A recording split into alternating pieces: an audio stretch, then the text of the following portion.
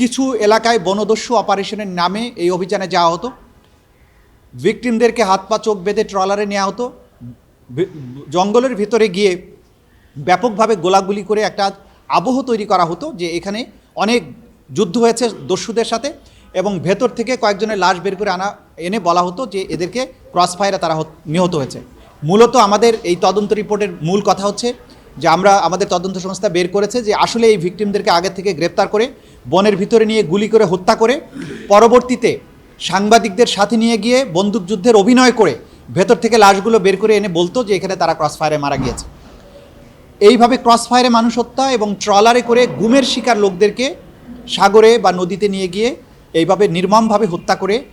তাদের লাশ যে গুম করে দেয়া, এইরকম 104 জনের ব্যাপারে এখন পর্যন্ত এই মামলায় অভিযোগ আনা হয়েছে। এই আসামির বিরুদ্ধে আরও অনেক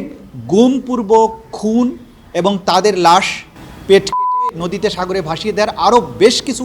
হত্যাকাণ্ডের বিবরণ তদন্তাধীন আছে, যেগুলো খুব সহসাই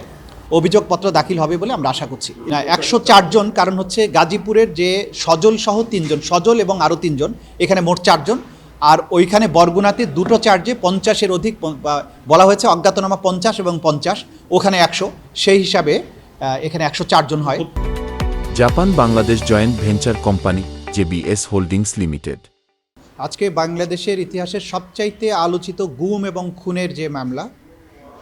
আসামি জিয়াউল হাসানের বিরুদ্ধে যে মামলাটি দায়ের করা হয়েছিল, সেই মামলাটির আসামি জিয়াউল হাসান একক আসামি হিসেবে তার বিরুদ্ধে আনুষ্ঠানিক অভিযোগ গঠন করা হয়েছে আন্তর্জাতিক অপরাধ ট্রাইব্যুনালে। ট্রাইব্যুনাল আগামী 8ই ফেব্রুয়ারি থেকে এই মামলার সাক্ষ্য গ্রহণ এবং ওপেনিং স্টেটমেন্টের জন্য দিন ধার্য করেছেন, অর্থাৎ 8ই ফেব্রুয়ারি 2026 তারিখেই প্রথম সাক্ষ্য গ্রহণ অনুষ্ঠিত হবে, আমরা আশা করছি ইনশাআল্লাহ। এই মামলাটি হচ্ছে এমন একটি মামলা যে মামলাটির মাধ্যমে বাংলাদেশের গুমের যে ভয়াবহ সংস্কৃতি, সেটির একটি উন্মোচন হবে, জাতির সামনে দৃশ্য উন্মোচিত হবে। এই মামলাটিতে আমরা এখন পর্যন্ত 104 জন মানুষকে গুমপূর্বক হত্যা করে দেশের বিভিন্ন স্থানে, প্রধানত গাজীপুরের একটা রাস্তায় এক রাতে মোট 4 জনকে, আর বাকি 100 জনের মতো ভিকটিম যাদের কথা আমরা বলেছি, তাদেরকে বিভিন্ন জায়গা থেকে অপহরণ করে র্যাপিড অ্যাকশন ব্যাটালিয়নের ইন্টেলিজেন্স উইং, অর্থাৎ জিয়াউল হাসান যে সময়ে র্যাবের ইন্টেলিজেন্স উইংয়ের প্রধান ছিলেন, তিনি এই সমস্ত লোকদেরকে গুম করে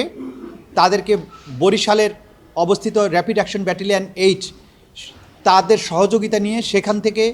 চরদুয়ানি হয়ে, চরদুয়ানি ঘাট থেকে চরদুয়ানি খাল হয়ে বলেশ্বর নদী, এবং বলেশ্বর নদীর থেকে সাগরের মোহনার দিকে, কখনো সুন্দরবনের দিকে এই ভিকটিমদেরকে ট্রলারে তুলে নিয়ে গিয়ে হাত পা এবং চোখ বেঁধে নিয়ে তাদেরকে মোহনার কাছে গিয়ে জোয়ার ভাটার হিসাব করে তাদের মাথায় গুলি করে, বুকে গুলি করে হত্যা করা হতো। এরপর পেট চিরে নাড়িভুড়িগুলো বের করে ফেলে দেওয়া হতো, এবং এরপর ওই মৃতদেহের সাথে তাৎক্ষণিকভাবে সিমেন্টের ব্যাগ অথবা ইটের ব্লক বেঁধে তাদের লাশগুলোকে ডুবিয়ে দেওয়া হতো।